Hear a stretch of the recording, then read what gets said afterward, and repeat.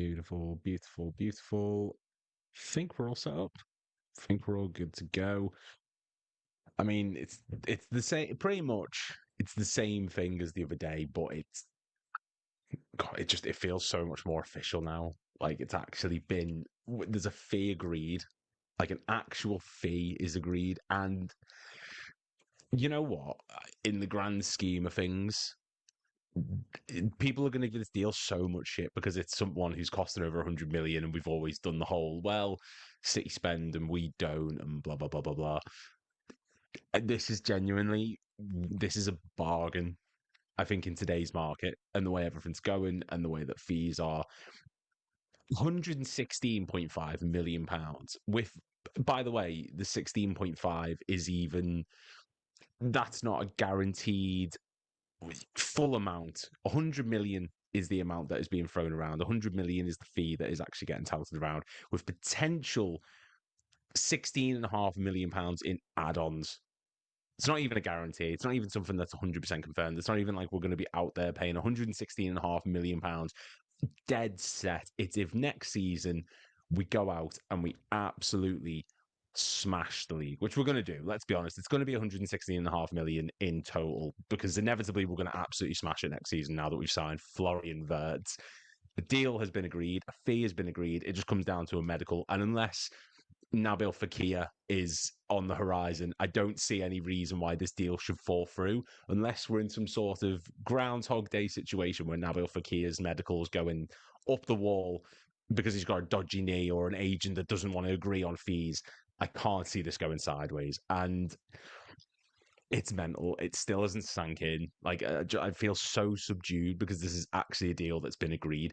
We've actually agreed a fee for one of the best midfielders in Europe, for Florian Wirtz, for genuinely one of the most high-profile acquisitions, midfielders, players, just in general across Europe. Like, it's so surreal that Liverpool are in this situation where we've just won the Premier League and we're not resting on it, and we're not resting on our laurels, and we're not trying to keep hold of what we've got and sort of addressing problems in the future. We've gone out and we've made a purchase that's going to fix problems as well as prepare us for the next phase of Arne Slot's Liverpool tenure. And it just feels so surreal that we're in this situation because I cannot remember the time last where we went out and strengthened in this way, with Frimpong coming in and Florian Wirtz coming in and Kirkes next and Ekatike is being linked.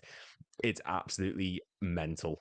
And I've just given it the big wax lyrical for 3 minutes. I want to get everyone's comment on this. Hey, how's it going? It's good. I'm all right now.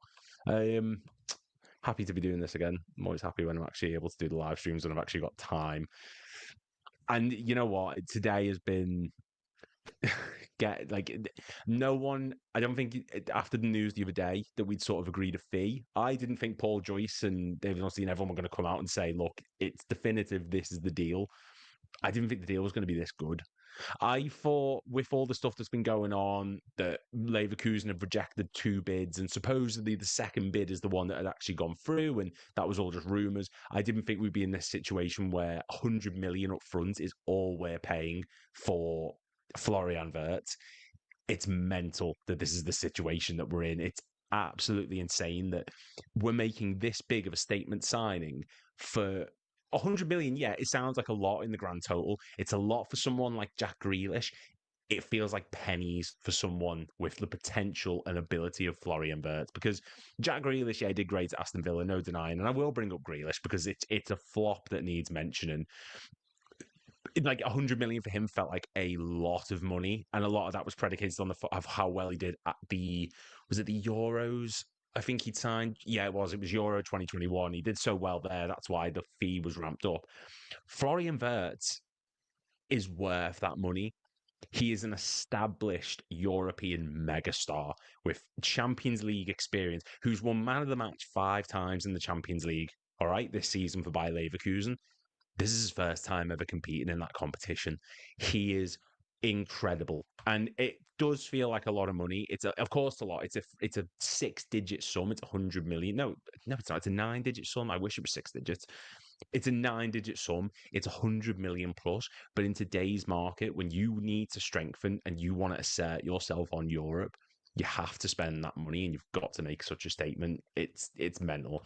The best thing of Wirtz is that he's only 22. Dare I say? I think we've signed the next. No, don't say that, because the last time we said that, we ended up with Bruno Cheru, and I am not going through that whole conundrum again. No, I'm not saying sign the next Zidane, but I see what you said. 22 years old, he's got a decade ahead of him, more than a decade ahead of him. Like, he could be a mainstay in this team. And it's annoying because as much as I love Szoboszlai, I wish that he wasn't the number 8. I wish that Florian Wirtz could have the number 8 or give the number 8 to McAllister and then the number 10 to Wirtz.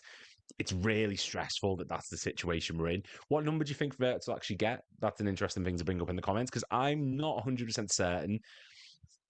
I need to have a look through this and really figure it out in my mind. Has anyone got... Who's number 6 at the minute? Because it was Thiago. Is it Endo? No, Endo's...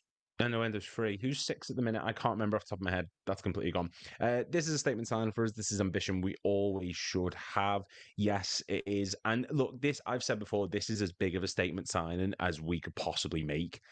We've just come off the back of winning a Premier League, and so often in the past, Liverpool have decided to then take their foot off the gas. Last time we won the league, we signed a backup left back in Tsimikas. We signed Jota, who, fair play to Jota, love him, think he's been great, but his injuries have crept up, and it wasn't a position at the time that we necessarily needed to strengthen. Arguably, you could debate that. And Thiago, who was as broken as the economy. That was not a good transfer window. That was not a strengthening transfer window that we necessarily needed. We knew we needed a centre-back, as that season proved. We knew we needed another number 6, that season proved. That wasn't a good window. The seasons we pushed for the league, the season after we almost did the quadruple, we signed Fabio Carvalho, Calvin Ramsey, and Darwin Nunez. This is the first time it's felt like in a long time since we signed, since the window of Alisson, Fabinho, Shaqiri, and Naby Keita. This is a first window which feels like we're really going strength to strength to strength. We had that one season, 2021, or no, 1920, 2021, 21, 22, we signed Kanate. Great window, but he was the only player we bought. This one, it just feels like we're going right. We can see the areas where we need improvement. We can see we need a left back. We can see we need a right back. We know we need a midfielder who can score and contribute goals and be a playmaker. And we've gone out and we've fully addressed it. And I'm so proud of us that this here is the situation we're in, because you have to be, if you want to be considered a serious team nowadays, you have to spend money, as shit as it is. And credit to the ownership and credit to everyone who's got us into this position by spending as little as they can at moments. We've spent big. I'm not going to be one of those people who pretends we haven't, because we have. We have gone through transfer windows where we've signed astronomical amounts of players in terms of the money we've spent. There's that big joke about the Coutinho money. I saw someone saying about the Mascherano money. Like, we do spend. But this is the first transfer window in a long time where it feels like we are really saying to Europe and England and everyone else that we're not going anywhere next season. And you've got to do that. If we're serious about defending the title, if we're serious about going for number 7, if we're serious about going for number 21 and number 11 and pushing on in every competition, you have to sign these players. Because City aren't resting, Chelsea aren't going to be resting, Arsenal aren't resting. All the clubs around us are strengthening, and you've got to keep up with them. We don't have Jurgen Klopp who can turn chicken shit into chicken salad there. We've got Arne Slot. And I'm not saying that he's not as good as Klopp, because this season proved anything otherwise. But we don't know. Maybe he needs certain players to come in to get the best out of his system. Maybe he has to have that backing that Klopp didn't necessarily need season on season. We don't want to get left behind, because it's so hard to catch up nowadays. We've seen that with City's dominance at the top. It's taken years for anyone to get close to them. And we did it in 1920. We took our foot off the gas. Arsenal overtook us. They came close. Their foot came off the gas. Like, it's so hard to compete in the league nowadays. You've got to keep building while you're on top. And that's something that Sir Alex did at United for years that worked so well. Yeah, this is statement sign. What fee do you believe Fabrizio or the English guys? I mean, what was Fabrizio's fee? What did he suggest was the overall fee for Florian? But Fabrizio Romano. Let's have a look for you. 150 million euros, about 127 and a half, roundabout. I mean, I think the ones today are probably a bit more trustworthy. The thing is, like, when that one broke the other day, that we'd agreed a fee for Florian Wirtz, I think they were just the initial, this is what's getting touted around. Quick jump on the bandwagon because we can get clicks here because it's the in topic at the moment. If other people are saying 120 odd million, that's probably it. We've heard rumors that the deal got rejected twice, so obviously it's going to be higher than the second bid. But then it's turned out the second bid was the one that's been accepted, and it's Chinese whispers. As soon as one deal gets rejected, everyone's going to immediately assume that the next bid's going to have to be higher. Therefore, that's the amount that Leverkusen are going to want. Therefore, that's the amount that we've agreed on. It doesn't necessarily prove anything. Like, I believe that it is probably 116.5 million. We've held out, and I think what's helped this deal along is the fact that Florian Wirtz has gone out and said to Leverkusen, look, I want to move to Liverpool. And I think that's forced Leverkusen's hand a bit. They were probably willing to wait it out. If this was a scenario where he didn't necessarily want to leave and he was comfortable where he was, but they were listening to offers, we would have probably had to have stumped up around 130 million. That would have just been inevitable. We couldn't have negotiated it any lower. I think because he's pushed for the move and he's wanted to come to us, they've probably said, look, if you want to do lower, we can do lower, but it's got to be a reasonable amount. And I thought my internet was fixed. Evidently not. Maybe it's just my computer, maybe my laptops. I need a new computer really, really badly. But yeah, I think 116.5 million is probably the fair amount that I think that's the realistic one. Florian Wirtz has made it very clear he wants to move to us, and I think that has knocked the price down a significant amount, more so than if he was to turn around and say, I'm comfortable where I am, I don't necessarily have to leave or want to leave, you guys can up the price if you want to. I mean, if you think like 100 million, there's one I've got open here, which is the British record transfer fees right now, just to put this into perspective. So this is 106. This is if it's 116.5 million pounds, right? That's with the fees and add-ons. We don't know what the add-ons are. It's probably win the league again. It's probably score a certain amount of goals. It's probably assist Mo Salah a certain amount of times in the season. I don't know. He's 100 million. That's the same as Jack Grealish. It's 5 million less than Declan Rice. 6.8 million less than Enzo Fernandez. 15 million less than Moises Caicedo. Now, if you'd have gone back 2 years to that window where we tried to sign Caicedo for 100 odd million and we got rejected, and I said to you, right, in 2 years' time, we're going to bid on Florian Wirtz, 100 million pounds. Which one are you wanting realistically? Like, even when we're spending big money, we're still so shrewd about it. 100 million pounds, and like Hotcan said, we might sound mad, but we'll look back in years to come and say 160 million was a bargain price. It is. It genuinely is, because you've not signed an unknown entity or someone who's come from a Brighton where there's a certain level. This is an invincible Bundesliga champion player who dethroned Bayern Munich after 9 years of winning the league consistently in a row, one away from a decade. A player who was a key, pivotal part of a Bundesliga, Bayer Leverkeusen, unbeaten team who won double, one game away from the treble, unbeaten, has contributed goals and assists. The youngest player to reach 5 Bundesliga goals, the youngest player to reach 10 Bundesliga goals, the youngest player ever to make a major contribution to Bayer Leverkusen. Like, he's the youngest debutant, the youngest goal scorer. It's mental. For 160 million, this is a bargain deal. And I know it's a lot of money, but Neymar broke the market. You have to sign big players like this, big money, like furious players who are going to make a major contribution. I think it's nuts. How are we, mate? Absolutely fantastic. And you know what? This is the first time ever this has ever happened on my thing. I actually have a super chat. So thank you so much. Really, really, really appreciate that. Genuinely. Thank you so much. Have a great day. Think we get a DM rotation for Gravenberch. This come from, and I'm so sorry if I'm going to butcher your name. I'm a little bit thrown, I'm not going to lie. Similolua? You have to let me know if I said that properly. I'm not really sure. Think we get a DM rotation for Gravenberg? I wholeheartedly hope so. I do think that we need another option at number 6, someone who can rotate around Gravenberg. Not just for the fact that he's going to fatigue again. We saw that at the end of this season. He looked absolutely shattered towards the end. But you need someone who can come in and can play the same style. Someone who's good on the ball, good on the turn, comfortable in possession when he's facing pressure from all around him. Hey, I pronounced it right as well, top banana.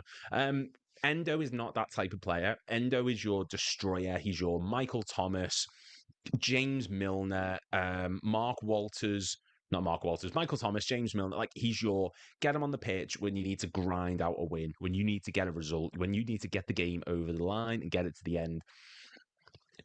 That is Wataru Endo. He is not a ball playing progressive number 6 who can rotate with Gravenberg and you don't see much of a difference. Stefan Bajcetic is the one that I'm hoping can be fit for preseason. I know he's had the hamstring injury, which I heard someone say it was like a month ago. I didn't know about it until the other day. I'm not sure. Someone let me know in the comments when Bajcetic's hamstring surgery was. But the issue is his future was going to be determined by preseason, whether he stays, gets sold, gets loaned. The fact that he's going to be going into that injured doesn't bode well. So I think he's going to get loaned out next season. Tyler Morton just is not good enough. He's a solid player, championship level, maybe lower Premier League, but he's not the permanent rotation option for Gravenberg. You need someone who can come in and really play the same style. The big thing that we've got at the moment is when players go out and other players come in, there's not too much of a difference in quality. We felt that with Bradley and Trent, Tsimikas and Robbo this season because Robbo's dipped. The only areas of the pitch where you really notice a major decline are right wing, of course. Strikers have both been poor, but right wing and centre backs and CDM. Adam Wharton should be the one that Liverpool go for if we really, really want to put our minds to next season. Adam Wharton would be a top signing for us, someone comfortable on the ball, someone who is thriving under pressure at the moment, and is in a Crystal Palace team who've just won the FA Cup. He's on fine form at the minute, and I think Adam Wharton could be a real major player. The only problem you've got is he going to be comfortable rotating around Gravenberg? Probably not. If he's at Crystal Palace, he's going to be guaranteed game time. There's other teams in the Premier League who are in desperate need of a number 6 at the moment. I think Tottenham could probably do with him. It seems like a move that would be suited to him. Obviously, with Thomas Frank coming in, they want a ball controller in midfield. There's a lot of other clubs that are going to be circling Adam Wharton. It just feels like it's a position we need, but I don't necessarily think he's going to be comfortable being a rotation option around Gravenberg, even though we are in a lot of competitions. But thank you so much for the super chat. Genuinely, like, it means the world to really, really appreciate that. Yeah, Adam Wharton, if we could go get Adam Wharton. The issue is, like, I saw Flav mention something the other day where it's about 100 million. It won't be that high, but I do agree with the sentiment that Palace are not in a position where they need to sell him. So they're going to charge you astronomical rates, which, yeah. Big Others, mate, hope you're well. Just wrapped up my own stream. I'm great. Thank you so much. Put your channel in the comments. Let me know where the stream is. Let me know where it'll be, etc., etc., and everyone can get involved. Everyone can give it a click. Just make sure you do that. But yeah, just the Wirtz thing, like 100 million, long run, it's a bargain. I think it's a fucking bargain. I understand he's 22, but he feels like he's been around for a decade. He's so experienced. He's so well versed in winning top competitions. And this is someone who's been brought in specifically to create. Now, what that's saying to me is Slot obviously wants to create as many chances as possible. This is screaming to me that we're going to go out and look for a striker and we're going to look for an attacker. You bring in a creator, you don't want a Nunez up front, who Nunez is set to be leaving. We could maybe discuss that in a bit, but I've discussed Nunez to death. Jota is obviously injured all the time. Salah has been world class, but he can't carry it on his own. Diaz has been linked away. I think an attacker is definitely coming. He's signed this creative player. You don't want to be creating for people who are poor on the receiving end of it. So I think there is more acquisitions coming. Looking at that most expensive Premier League signings, I mean, it's hard to argue. And the fact that the 16.5 million, in an ideal world, we want that 16.5 million to be getting paid to them because obviously, you know, obviously it means we've won the league. If we've done that, I assume. Like, I'm happy for the 16.5 million pounds to be paid if it means we're winning league titles. That's absolutely fine. I'm curious to know what it'd be. What do you think the add-on clauses are? What do you think the what it is that'd send that over the edge? I Lou, if I let you have £80, I mean, sure. I'm curious to see what the next bit would be. It's kind of terrifying, to be honest. Um, I'm really still trying to think the squad number. What number would Florian Wirtz be? Because he's obviously said he's not taking number 10. And I need to have a look. I need to see what numbers are available at the moment. So, one, two, three, four, five. So, number six, maybe, but I always view number six as like a deeper player. I view number six as like that proper brick wall, solid in midfield sort of player. I have a feeling that we're getting Isak. I love Isak. I would be over the moon if we signed Alexander Isak. If you can find proof, all in for it because Isak is the ideal target. The problem you've got is Newcastle are going to charge you through the arse to sign Alexander Isak because yeah. He will get number 27. Origi's number. That's you know what? That is not a bad shout at all. There is no number 27. Number 26, obviously, is Andrew Robertson. And then from 26 to 38, there's nothing. 27 is not a bad shout whatsoever. I like that. Do I think he would? Maybe not. I can see a world where he does get the number 6. Maybe number 12. It's difficult to say. If Nunez is going to be leaving, number 9 becomes available, but he's, would he do that? I don't know. Highly realistic. Who could we buy as goal scorer, please? More. I'm assuming you're saying you don't want Jota and Nunez, but I might be wrong. Who do I think? I mean, realistic. We could buy anyone at the minute the rate we're going. Alvarez is the sort of him and Isak are the two main targets who I think the fans want the most. The one who I think's the most likely is probably Ekatike.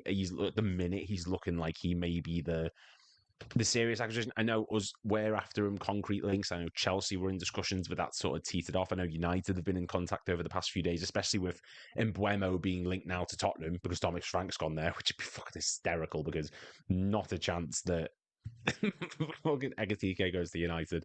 Not a chance. If he wants to further his career, you don't go to the career graveyard. Not a chance does he go to Man United. That'd be a comedy sideshow if he did. Just follow the examples of Falcao, Schweinsteiger, Di Maria, Alexis Sanchez. Like the list just goes on and on and on. Just even Hoyland and Xerxes, just don't go Ekatike. If you're going to go anywhere, come to us. But I don't think he's the one that the fans are necessarily the most sold on. Isak's the dream one. Alvarez maybe second or third. It doesn't let me drop my link as you have to be mod to do it, mate. Just comment the channel name. Just literally just put the channel name. And I don't think anyone has the number 15. They don't at the moment. So if you go to number 14, it's Chiesa. There's no 15 or 16, and then 17 is Curtis Jones. So there is good numbers. There is like decent numbers that he could become. I've got it number 6. Number 27 is not a bad shout. And if Nunez is leaving, I'm curious to see. The new player coming in is probably going to get number 9 if you do get an TK or something like that. But I wouldn't be surprised if Vert's got it as well. That would not blow my mind. But number 6 has got in my head at the minute. I think that's the most likely option of anyone doing it because I don't see Badgertich getting a new shirt number unless we go out and sign an Adam Wharton. I can't see that number going to anyone else in particular. So Vert 6 feels like it's got a nice ring to it. It's not quite Trent 14. Vert 6. If anyone wants to talk about Trent's fucking Spanish lessons, be my guest. Cheers, mate. I'm Jack of today. Oh, hi. Sorry. My mistake. My fault. Yeah, I didn't recognize the name. Hello. Thank you. Sorry, that's my fault. It's hard to tell who's got what. We'd love to see right. Yeah, we'd love to see Rising from Malmo to be the next Brentford manager. He play a unique style of footy. Brentford aren't going to go for your traditional manager. They are going to go left wing. They tend to do things like that. I think they'll. Yeah, look, I'm not. I don't know how to explain this. I'm not the most tactically versed football fan. I'm passionate. I know history. I know knowledge. I know like general knowledge and trivia and things like that. In terms of tactics, I couldn't tell you who'd suit Brentford. I just don't know enough about it. If you think he's going to be good, perfect. Rydstrom, I do know a little bit, but I agree. I think Brentford are going to go for that sort of left wing. They're going to go out there and sign someone you just wouldn't really expect. Someone from that kind of league, a bit lower down. Maybe go from there. Um, we need to keep Jota for backup. 100% agree. I think he still has something to contribute, much like Andrew Robertson, which people were giving me so much shit for yesterday. I think Jota does have a place as a impact substitute player, not your starter, because most of his goals last season, Nottingham Forest, Fulham, West Ham, he's effective off the bench. That's his role. That's what he's good at. He's good at coming on. If you need to lump balls into the box, he's great in the air. Someone who can add numbers up front when you're desperate for a winner. That's Jota's role. The problem you've got then is whoever your main attacker is, whoever your key striker is next season, they're going to play every minute of every match, bar when they have to come off or you're trying to throw shit at the wall and see if it sticks. You're going to wear them out. You need a rotation option around them. Jota's probably going to get more minutes than I'm alluding to, but I do see a world where Jota can be kept because I just think there is a role for him. He does play an integral part. I can see a world in which he does move. He does move on, but I can see a world in which he stays.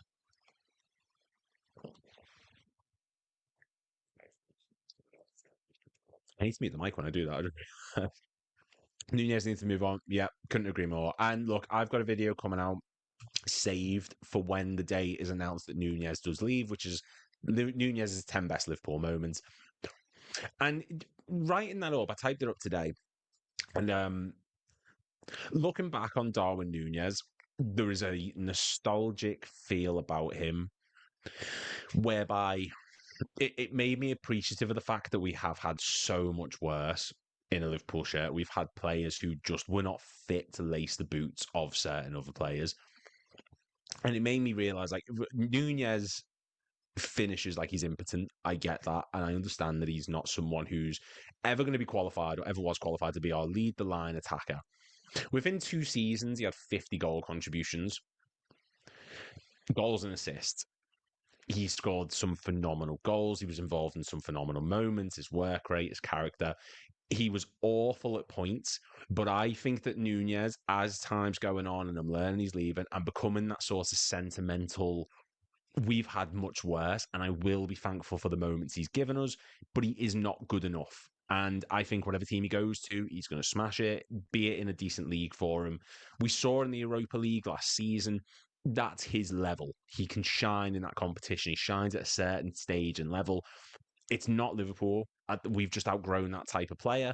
We want structure. We want someone who's going to fit the system. We don't want a mad arse who's going to run around like he's lost his keys and he's trying to find them. We need composure and calm and tactical awareness. And Nunez doesn't bring that, but he's brought us a lot of good moments. And as much as I will rip him because he does deserve it for certain things, he's also given me some of the greatest memories I can recall as a Liverpool fan in the 20 plus years I've supported this club. So thank you to him. He's not good enough, but still thank you. Rogue shout Mateta stopgap on a cheap 5-year contract, splash on striker next year. I understand the logic. My only concern is you go back 2 years, maybe even 1 year, and the striker market was so sparse because it's like everyone laps up. There's 5 strikers who become available who are like top tier. Everyone laps them up. You're then waiting a year or 2 before the next batch comes through, and then suddenly they're all getting lapped up again. We signed Mateta as a stopgap. There's no guarantee next summer that Ekitike hasn't been swooped up, that Gyökeres hasn't been swooped up, that Isak and Alvarez, they are linked to clubs. And we might have more competition, even if they've not been sold next year. So, say if Isak could move this summer, if rumours are to be believed, okay, but then let's say he doesn't, and we get to next year, and he has another fantastic season where he scores 20 plus Premier League goals, wins another trophy. you're going to have other clubs coming in for him, and you're going to be rivaling them for it. You've got to strike while the iron's hot. You've got to go for these players when the opportunity's there, when they're a good price. You can't wait it another year and potentially face competition from, say, City or Madrid or Bayern. Because as much as we want to sit here and say we're going to absolutely twat the league next year, and I think we will, there's no guarantee of it. We could dip. We could then have City come back. Anything could happen. You've got to go now. Mateta's a great player, and I think he'll do really, really good at whatever team he goes to. I don't think he's going to stick around at Palace. And I think if Isak gets sold, I think Mateta could go to Newcastle. That seems like a move that would be really good for him and for them as well. But he's not for me. I want the long term solution now while we're drawing in these players when we're on top, not someone who's going to be here for another year or two, and then potentially we have to go out next summer and spend another 100 million. It's a rogue shout, and I appreciate it. I do understand it. Personally, it's just not what I would be looking to do. WC meant to know. Thank you very much. Rydstrom plays a similar style to Fernando Dinizi's Fluminense. If you have some spare time, watch a few clips of some of the most unique football I have ever seen. I'm happy to watch clips. I'm always happy to learn. I'm trying to get more sort of tactical knowledge and awareness. I'm a passionate fan. I'm a nostalgia merchant and stuff like that. If I was to sit here and say, if someone started talking to me about tactics in football, I'm thick as pig shit. I'm thick as juice. I just don't know. Really, I just watch it, enjoy, and get swept up in the moment.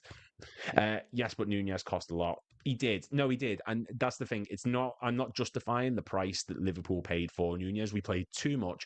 And one thing that really doesn't get talked about enough is I think Nunez gets criticism, not just because of the price that we paid, but it's also the fact that we bought someone who wasn't in a position that we needed. We needed number six. We needed a centre back. We didn't need an attacker. That was not something we needed at the time. And I think there's a resentment around it. Also, the Haaland comparisons, which were bollocks to begin with. If you was comparing them to Haaland, fucking, you talking bollocks. Yeah, he cost a lot. And I'm not justifying the fee because it's wrong. It was a wrong amount to pay, but that's not his fault. He's come in, performed as best as he could. It's not good enough, but he's still given me Newcastle. He's given me Brentford, Nottingham Forest, Bournemouth in the League Cup, the back heel against Real Madrid, the game against City in the Community Shield, the assists against Arsenal and Everton, and the Europa League run. He gave us moments. He's not good enough, and the fee will never be justified, but he still gave me glimpses, whereas players like Juve didn't do that. Balotelli didn't do that. Ricky Lambert, Markovic didn't do that. Nunez has at least contributed. He's at least provided something at times. They didn't. And that's why he will hold a certain place in my heart above all those players who were never good enough to lace the boots of some of the greats of this club. Whereas Nunez, he's a cult hero to a certain degree, but he's still not good enough for this club, and the fee does not justify it. Evening. I know Van Bronckhorst is favored for assistant job, but I think Willie Suka.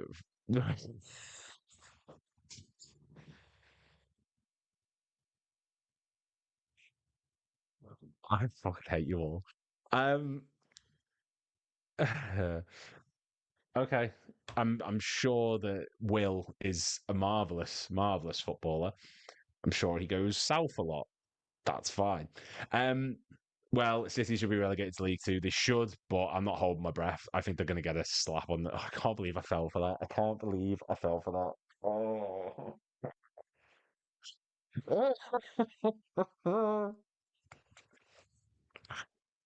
Oh, you know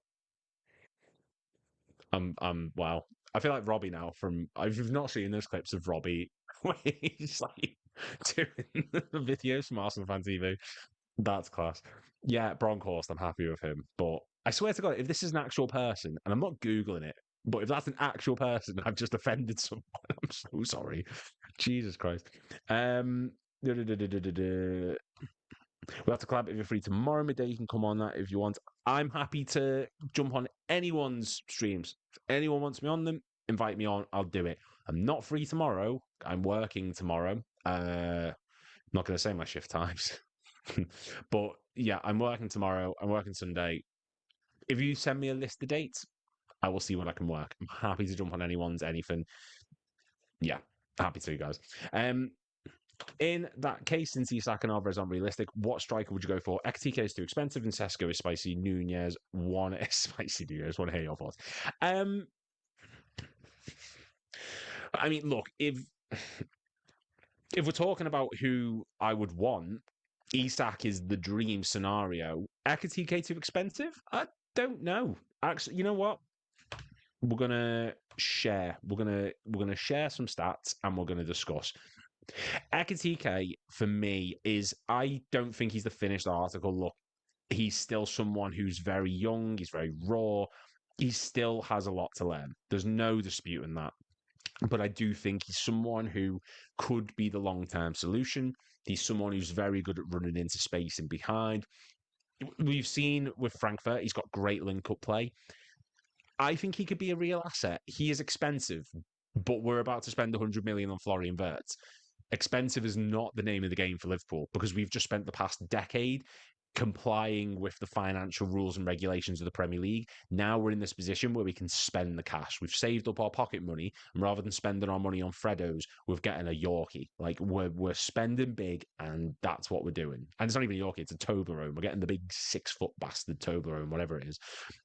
So yeah, I mean, I'll go into that in a second. Got you. You actually did, and I'm really disappointed in myself. It's fucking. Do you think if Nunes played in the early to late 2000s to say a Portsmouth, would he be considered prime Barclays? Oh yeah. Oh yeah. He's got that sort of that Amazaki from Wigan. Like I'm trying to think of good examples. There's no one like Nunes though. That's the really thing. Amazaki from Wigan is a great one. Uh, Michu from Swansea, maybe. Like he's got that sort of that flair about him, where he would be someone who I can see him playing for like a Bolton or something. Like he'd come on, he'd score stupid goals that no one should be considered even trying, and he just gets remembered for it. Um, Benjani, yeah, I think that'd be a great shout. Like things, players like that. Yakubu's a terrific shout. Yeah, he's got that. He would be prime Barclays. He's suited to someone who would have been perfect at that time because he's just bundles of energy. And he's got a charisma about him as well. Nunez, it doesn't get spoken about enough, but I think his characteristics and his personality are great. The way he levers the board when we scored against Forest, the way he jumped the barrier when we got the winner against Chelsea in the League Cup. I love Nunez's personality. I think he's a real character, and I sound like Brendan Rodgers, but you need that. You need people like that. I'm going to get to Ekatike in a minute because there's this comment here. Want to get my thoughts on my striker, and I will keep that one. I'm going to star it. What's happened to the kids coming through? So Jaden Dans went to Sunderland, got injured. He'd be another one for next season, maybe. I would be happy with that. What other kids have we got coming through? Scanlon, I'm gonna have to look this up now. God, I'm going on tangents. This is the thing. I love doing this because everyone, it's questions, and I just get so distracted. Scanlon went to Millwall. He only made 4 appearances. We've also got Luke Chambers, who's going to be dotted around. Obviously, we've got Jaden Dans, James McConnell, still dotted around. There's still young lads in that team. But look, football nowadays, like I've got the 10 fascinating facts from 1999 2000, which I'm working on at the minute. And there's one fact on it, which is the 99 2000 seasons up until that point had the most different goal scorers from all nationalities. It had 10 different nationalities scored that season. The season before, 98-99, there was only 4. Like, that's how mental the football landscape became. Kids are still coming through, but different nationalities in the late 90s, early 2000s is when the world started getting involved in the Premier League because it was the place to be. And I think United winning the Champions League in the manner they didn't help that situation. It sort of clicked everyone on to just how good the Premier League was at the time.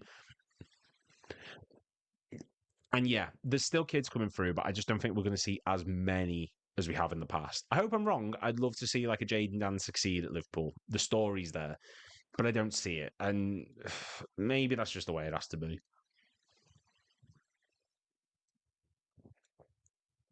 Beautiful. Is it official now? I mean, Fabrizio keeps saying it is. I don't know, who am I to question Fabrizio Romano? Um, it's like everyone's basically saying it's done. He's just got his medical. The fee's agreed. That's not going anywhere. It's down to Florian Wirtz now coming to us. He's on holiday at the minute, so the medical schedule for next week. What day that is, couldn't tell you. Could be Monday, could be Sunday, could be Friday, could be Wednesday, could be any day of the week. Could not tell you. But the fee is official. Everything is official. We're just waiting on Wirtz to get the medical done. And unless it's a Nabel Fekir thing where he's going to have a dodgy knee or a dodgy heart, like Remy did, can't see it. I think that medical, he's going to fly through that with colours. Fly through that with pass through. Take it with fly. He's not taking it. He's flying through it with flying colours. Sure. Willy Sucker. But yeah, striker. So Ekitike. I think Ekitike is probably the one that I want. Look, Isak and Alvarez are the ones that I'm after. They're the two star strikers. Alvarez is he's like an attacking midfielder who plays as a striker. He's a great provider. He's also a terrific goal scorer, proven Premier League experience from his time at City. He was far too good to be on City's bench. That was just, everyone knew that. Everyone and their dog knew that. He was too good to be behind Erling Haaland. Poor City. He's gone to Madrid and he's absolutely smashed it like we knew we would. And he's my dream up front player. Isak is terrific with the fee. Alvarez, I think you can get him for a good price. He offers a bit more link-up play than Isak does. But Ekitike, it's these ones. It's the progressive carries. It's the progressive passes. It's the progressive passes received. Look, say what you want about Darwin Nunez's finishing, but he positions himself well and he gets chances a match. He gets put into positions where he's able to receive the ball and make things happen with it. It's not a criticism of his movement. In terms of movement and positioning, he's top tier. It's what he does with it. Ekitike is that type of player. He receives a lot of progressive passes because he's in the right positions to do so. He's running in behind defenders. He's putting himself into dangerous positions. Szoboszlai is not a creator. McAllister's kind of a creator. Florian Wirtz is a playmaking genius. Him trying to put the ball, not even trying, him successfully putting the ball to Ekitike on a silver plate is going to be incredible to see.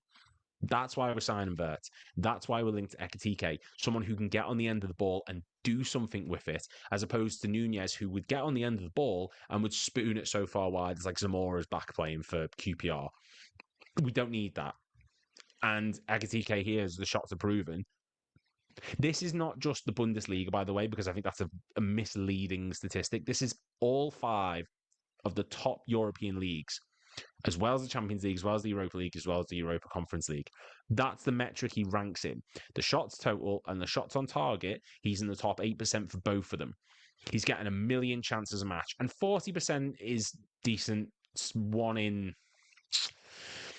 4 in 10, so 2 in 5. 1 in 3. Let's say 1 in 3 going on target. I'm awful with maths.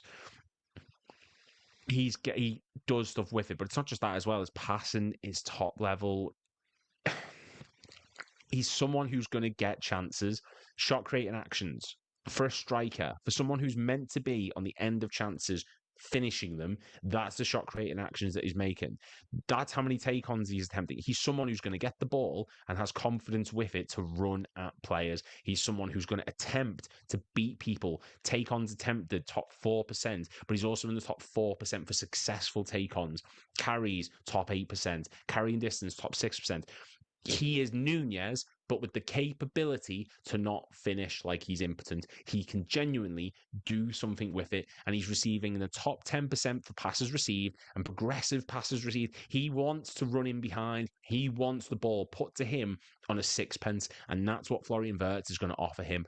Someone who can get the ball time and time again, but finish it. This could be our next Gerard Torres. This could be the link up that propels us beyond. And then you've got Salah on the right, you've got Gakpo on the left.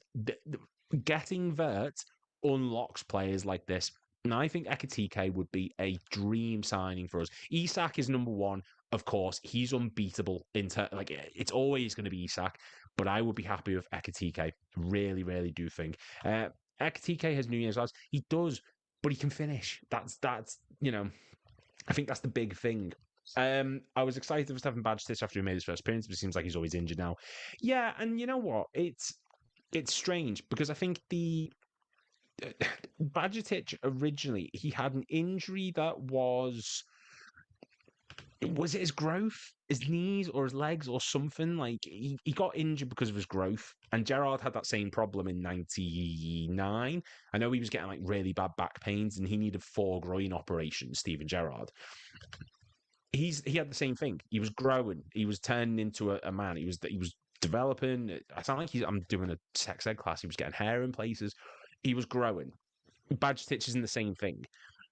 And he got played a lot in that season where Klopp was in charge. And I think that's just had a knock-on effect. He's had knee injuries. He's had ankle problems. I'm going to have to look this up, actually. Bajetic injuries. I want Bajetic to do well. I really, really, really want Stefan Bajetic to do well because he's someone who can control the ball well. Like, here we go. Let me just cast the screen. I'm getting used to this now. I'm getting used to this. Stefan Bajetic, there we go. He's had 4 injuries. Well, no, 3 injuries. And this isn't even including the hamstring injury that he's had recently. So he had stomach flu, which we're not going to count. That's 1 game. He got the shits. Like, we've all had that. A calf injury, which kept him out for 47 games for club and country. A adductor injury, which was 15. And then he's had a back injury, which was 18. And I think the adductor injury is the one I'm thinking of that was a growing one, coming off of a back injury, and that's what Steven Gerrard used to have in 1999. He had like 4 different, he had loads of back injuries. He was riddled with them because he was growing and playing excessive amounts of football. And he needed like 4 operations on his groins. On his groins? On his groin. Someone can fact check that, but I'm pretty sure that's what happened. And Bajetic is in that same boat. And I want Bajetic to work because he's comfortable on the ball. He can play a pass like no one's business. He's really good in the tackle and he can finish like we saw against Aston Villa. Hope he can make it work. They will not let Alvarez go because of Leto in the Club World Cup. Yeah, it's true. And they're not in a position where they have to sell him. And I'm pretty sure the owner said that he will die with the club, which... if my boss said that you will die here, I think I would... Yeah. The Wirtz deal is actually a very good deal for LFC. 100 million spread over 5 years and then 60 million add-ons for Premier League champions. That's what I mean. I want to pay the 16 million because if we're paying the 16 million, that means we've won the league. So I want to be paying that 16 million pounds. Happy to. And even then, 116 million, bargain for someone like Florian Wirtz. And if you get someone like an Ekatike in front of him who's it will break the assist record. Telling you now, 20 assists in a season, it's getting smashed. Absolutely smashed. Speaking of Wirtz, where do you think Zobo will play next season? I'm assuming the Premier League record signing has to start every Premier and Champions League match. He will start every match. And I think Zobo will be the rotation option with him. I picture Szoboszlai. Wirtz will probably come off the pitch. I can't see him doing the full 90s all the time. Don't forget as well, McAllister got ran into the ground last season. That's why he didn't even feature at the end of the season because he was too ran down, was playing every game. Players have got to rotate with him. So Bosley might get game time there. You've also got Curtis Jones. There's a lot of different players, but we need to be rotating. And if you've got Curtis Jones, Szoboszlai, McAllister, Gravenberch, Wirtz, probably another one coming off the bench, there are worse midfields to have. You go back to 13, 14, and we had no disrespect to any of them, but we had Gerard Henderson, Lucas Leiva, Luis Alberto, Joe Allen. Like, it's a worse time to be a Liverpool fan. I'm not complaining. But I think Sobo will probably be dropped a lot more than we've been used to seeing. I'm trying not to shake the camera too much. It's a little bit shaky. But don't forget, McAllister also needs rest. Sobo's like a go and fill in for him. I don't know. There's a few different avenues of which we could go with this. I think it's time to move on from Badger to Slasher Head. Injuries again, he's got a hamstring injury, he's had an operation. And I think this pre-season will probably be the make or break for him. I can see a world where he easily leaves. This pre-season was there well, it's not there for him, but this was going to be the pre-season where Slot judges him based on all reports and what we heard. Fabrizio Romano, I think, even reported on it, supposedly. And now that he's injured to miss it, there's going to be no track record to base it on. So he's probably going to get loaned out or sold. I can't see a world where he stays and gets game time because there's no guarantee he's going to fit the system, and you're losing money at that point. What a midfield there to Bosley, McAllister, insane, and Gravenberch, and Curtis Jones, and Adam Wharton. maybe Stiller. I don't know. Cost of Isak will be prohibitive. Yeah, he's going to cost you your mortgage, an arm and a leg, and probably a bag of quavers. He'll be extortionately priced. Verts will play a false nine. If that doesn't work, he can play 10 or central mid. He can play a false nine, but I do think we're going to get someone to come in as an out and out attacker. I think you're losing something. I was the biggest proprietor of Verts as the false nine for weeks and weeks and weeks. I said it on GrizzCon's channel. I said it on Redmen. I said it on a lot of different things. I think I said it on BBC at one point. And like, I do still stand by Florian Wirtz can do it, but I think you're losing something taking him out of midfield, his creative dynamism, his ability to track back and win the ball, but he's also someone who can drift out wide if you need him to, someone who can go further up the pitch if you need him to. You lose his versatility if you have him outside of midfield. And if you put him as a false nine, yeah, he's basically an attacking midfielder there anyway, but then you're losing that extra player up front. And I think he can do it, but I don't think as time's gone on, I'm leaning into the idea. I'd rather him be that number 10, the Szoboszlai role, something like that. The pound's worth a lot less now than when City signed Grealish 4 years ago. Yeah, look, money's just... In football, money is just... It's like Yu-Gi-Oh cards for kids. It's a bunch of wham, basically. I've got a stack of match tax cards there. Probably back then, 50 quid. Probably now it would have cost about 200. Like money's just, yeah. In football, it's broken. And stacks like that, like it's huge. Just, yes, I think Slot does need to rotate more next season. He does. It was a big problem that he had last season. He didn't do it enough. It cost us at points. So obviously, we won the league. And I think it's just because he didn't trust what was on the bench. Now you're going to have Florian Wirtz, Szoboszlai is one of them's going to be on the bench, maybe McAllister. He's going to trust more what's on the bench, what's coming on the pitch. And that's going to be a big thing for him. We aren't seeing huge inflation in transfer fees, really, at least at the top end. I don't know, because if you go back, like 2011, 50 million for Torres was viewed as a massive, massive fee. Now 50 million gets you like Mateus Cunha's has gone for 60 million. Like and that was Torres, who was the best striker on the planet at that time, arguably, and he sold for about 50 million to Chelsea. It was a long time ago. 2011 was a long time ago, but this is what I mean. It's money now in football. It just doesn't mean anything. I don't view it as a pinch. Like you've got Maguire going for 80 million, Grealish going for 100 million, Calvin Phillips going for 50 million. Neymar's transfer just broke the infrastructure of football, and since then, I take money with a pinch of salt in it. I just don't see the point in even taking it as a big thing because it's just players. It's worth what you're willing to pay, and I think Florian Wirtz, we were willing to pay 100 million because of what he is. It could be a bargain. If it doesn't work, it'll be viewed as a waste of money. That's all I view football as. If it works, great. If it doesn't, it's a waste. That's just what it is. Don't you think we are neglecting the Salah replacement position? No one seems to talk about it. We need the right wing rotation. We do. It's Chiesa. But the issue is, Salah did so well last season that no one's going to even, I think Chiesa was just signed with the intention of it was either going to be Salah's going to dip. We need someone who can go in ready-made in case he does. Or, this is someone we can sign for 10 million and we can flog him on for a higher price. I do think we need another right wing, but we've got Chiesa there. I don't see the point in selling them just yet. Not to mention we've got Ben Doak still coming back and all those transfer rumours have sort of dissipated.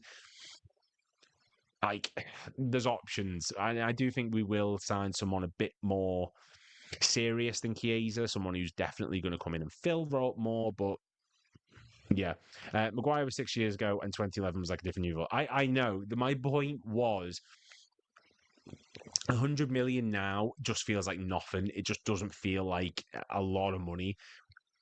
You think about when Pogba and Bale, like I know this is going back a few years, but I can't compare it to anything from the past year or two because it's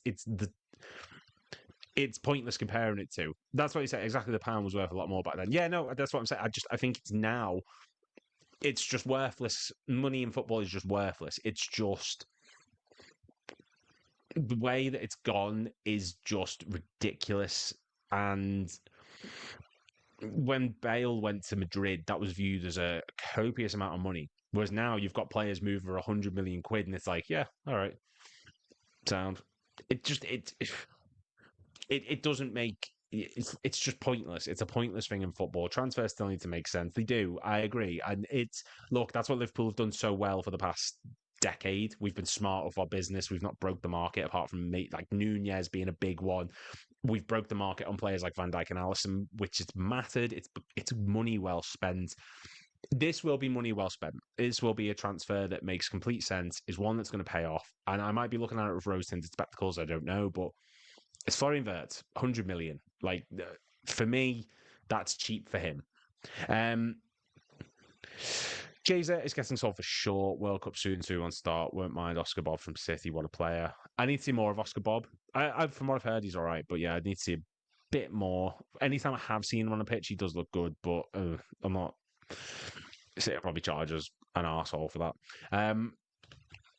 Jayza was typical FSG sign that Slot never wanted. Yeah, I think he's been purely brought in because they've seen opportunistic, someone who it's either A, going to work because Salah's going to dip off like we saw at the end of last season. B, you've signed him for 10 million quid and it's going to triple, maybe double. You can sell him on the summer after. That's the only reason. It is a pure FSG signing. It's been opportunistic. Signed him at a time where he was dirt cheap. And yeah. But the top fee has barely budged since United signed Pogba in the Premier League. I mean, Pogba was 85 million. Let me look this up. Premier League record signings. So